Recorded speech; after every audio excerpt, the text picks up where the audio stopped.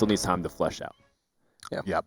Well, totally agreed. It sounds like these guys are ready, so we're going to hop into game number 1. This is the Western Regional Finals. We're going to find out who's becoming champion in this series. UC Berkeley, they're going to start off with that Hunter deck, like you were talking about, and we've seen a lot of mid-range Hunter decks out of all these guys lately. Yeah. But they're going to have to fight against this Warrior build, and this is a matchup that, in the very early stages of Hearthstone, Warrior dominated this side of the matchup. But since Hunters have kind of gone towards more of a mid-range approach to it, it can get a lot more difficult. But this is not just a regular Warrior. This is Grim Patron. Patron. New Age Patron, baby. Yeah, Patron is very good against Hunter these days because of how board-centric it's become and less on the OTK style. And you're still very good at handling aggression. That said, mid-range Hunter has always been this very awkward spot of giving patrons a really hard time if they hit curve perfectly because they can't deal with the oncoming threats. Generally, patrons very passive early game, and that gives Hunter so much time to set up that they can't handle the aggression all at the same time. Yeah. There's that Lothar you were talking about earlier, too. This has crept into a lot of these builds. The big story here is really the Grim Patron deck's trying to pretty much fight off everything the Hunter does, and then close out the game using Grim Patron and Armor Smith to eliminate their opponent's board, set up a dominating board presence, and have too much armor for the Hunter to really push through. And as you said, the Hunter's just trying to go threat for threat, get to a spot where one of the threats goes uncontested, and then they leverage that to really take control. Yeah, that's where cards like King Zealot can be really powerful, because if it draws something on curve, then it's just so hard to deal with. If it draws the Hindmane right here based off its Joust, and something as Armorsmith pops up on the other end, it's like, well, now you have to be mindful of the fact that he has Hindmane and that his King Zealot is on the board here. Very powerful card. In fact, I think King Zealot is my favorite Joust card. Entire to the TeSPA. Yeah. And Patron Warriors have limited amounts of removal as opposed to Control Warrior counterparts. They only have executes most of the time. So big cards like that, they can deal with maybe like the first time main. But then Dr. Boom comes out after that. These mid-range Hunters that have a lot of threats can be tough to deal with. They might not be able to find the removal in time. Yeah, they largely rely on weapons to keep control of the board, and rightfully so. They have Battle Rage in the build. They want to be drawing that extra card at the same time. And sometimes you get King Zealot to draw that Savannah Hindmane, but sometimes you just draw Savannah Hindmane. Oh, you draw a second Hindmane with the King Zealot, and then they think you have one Hindmane, but you really have two. I do want to point out one more thing about this matchup, that it's not just the West, and it's not just Cal versus Santa Barbara, but it's also NorCal versus SoCal. And that's a really big thing, too. The northern parts of California and southern parts of California are very different, both in terms of how the culture is as well as what people usually take pride in. It's almost the equivalent of like East Coast and West Coast kind of clash. Yeah, but confined within the state of California. Yeah, kind of like EU versus NA. Yeah. The Haunted Creeper coming down here actually makes kind of a big difference in how you attack in this situation. Say that Haunted Creeper had come down after this Death Spite, I feel like Santa Barbara would be much more inclined to attack the Haunted Creeper first, not only to deny stuff like Houndmaster, but also to make sure they can kill these 1/1s in the meantime. But in a situation like this, they've kind of fallen into attacking the Mad Scientist first to just deny as much damage as they possibly could. As a result of that, Cal has taken this opportunity to play back-to-back minion spawning threats. Look at that curve too. This is looking brutal for Santa Barbara right now. And even if in the worst case scenario happens where everything disappears, King's Ella can also easily grab something else to fill out that curve in the following turns. Yeah, I look at this situation, and to me it feels largely a matter of, I think Santa Barbara has the right tools to answer this stuff, but I don't know if they have the time to answer it.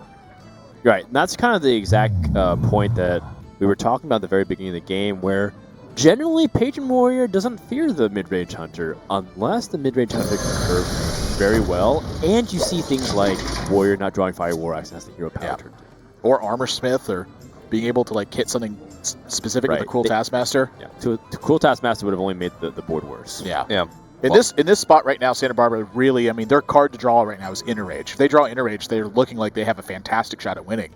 Outside of that, 2 Grim Patrons is what they're going to have to rely on. That's still a maybe because of how much time Hunters had to set up. Because even if he drew Inner Rage and the Whirlwind effect, The reality is, it's like, is there too much pressure built up on the board already where you're taking too much damage? Well, the Houndmaster target now, that's going to be even more pressure that they have to worry about. They have to think how they want to, trade these creatures in. Do they want to trade with the Paladin Treader first to see, if they're going to be able to keep that Houndmaster, Hunter Creeper, and go face with that damage, or? I mean, one thing to consider too is that there's also Secret of that we're not exactly aware of.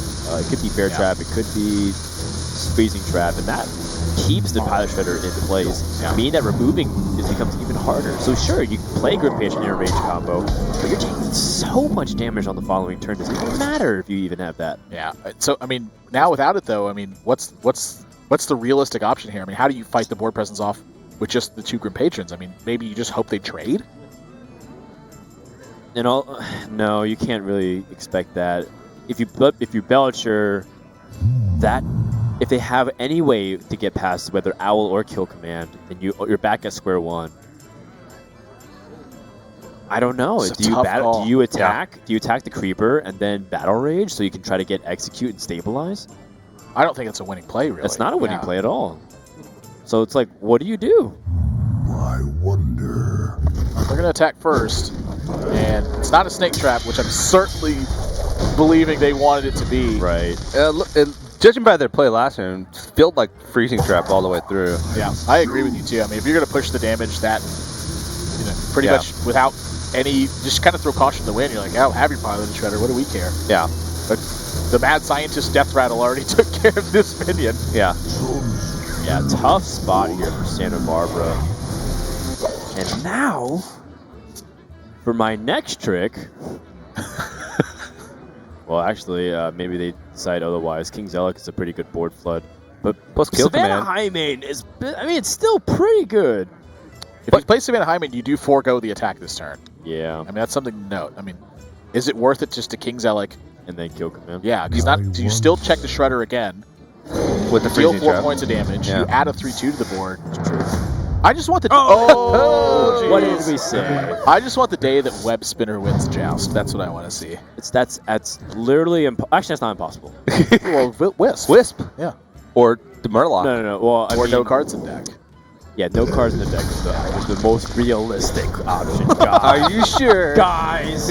I think Tiny Murloc's going to be very realistic when it hits that point. Santa Barbara, once again, they find themselves in this spot where, I mean, they know this is Freezing Trap, but do you have to just proc it anyway? I mean, maybe you hope to get something crazy from the Piloted Shredder drop of, like, Cruel Taskmasters or something. This is dire straits. Yeah. What now? And then there's always the problem of you're surviving, but can you win?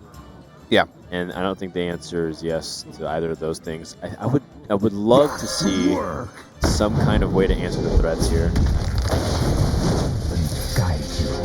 Well, it's not the worst. I mean, it is a 0 power minion. That definitely can alleviate some pressure. Can't Battle Rage. I guess you Death Spite here. Right? Yeah, I think you would have to Death Spite kind of regardless. I mean, you have to just hope your opponent doesn't have the right sequence. Do you care about Battle Rage giving a Hunter Battle Rage? Is that something you're super concerned about? Kind of. I don't want to give him ammo to potentially kill me. Yeah. I mean, definitely the scary to situation give a is Hunter Battle dire. Rage. Let's not fool Hey, ourselves. It's here. like Flare. Not too shabby. I mean, they are actually setting themselves up a pretty decent position here. Cal has so many good threats to add to this board, though. Santa Barbara's not out of this game yet. I mean, a couple of not so great turns from Cal could yield them a major swing in this game. And what universe, though, is like having 2 Savannah Highmanes and Dr. Boom ever a couple of bad turns? Yeah. It feels like even if they did that and they just attack face every single turn, it'd be really difficult because there's only 2 executes in the deck. And you don't run Brawl, generally speaking. Yeah, I mean, there's no doubt that Santa Barbara is going to need a great series of draws to get through this. I mean, Cal can put out, 3 big threats this turn. Dr. Boom, left Boombot, and right Boombot. The 3 strongest minions from GVG. Yeah. I think Savannah Highmane honestly might be a little bit stronger. Like, stickier, it stays around for longer. Hey, there's an execute. But execute, I mean, that's kind of what Savannah Highmane has always been really good against. It's absurd amount of stats. Upwards to 19 worth of stats. for 6 mana, because even after you kill it, 2 2/2s end up coming out here. I wonder. And usually you have to use more than one resource to just kill the first iteration, you know? Just the high main. Yeah, to me, this is looking like they have to get an Armor Smith turn set up where they swing the game back with the execute. That's really what I'm seeing here. So they're going to have to take a big risk if they really want to win this game. Well, 1 kill command was used, so cross your fingers that you won't die to that. Oh, yeah. Okay, so they have to kill Cho first. Yeah, I actually don't mind the execute here on the 4-2 either. This might buy you the extra time you need for the Armor Smith. Next turn, you Grim Patron, Whirlwind, Narrate. The problem with this is that they still can't get past the freezing trap.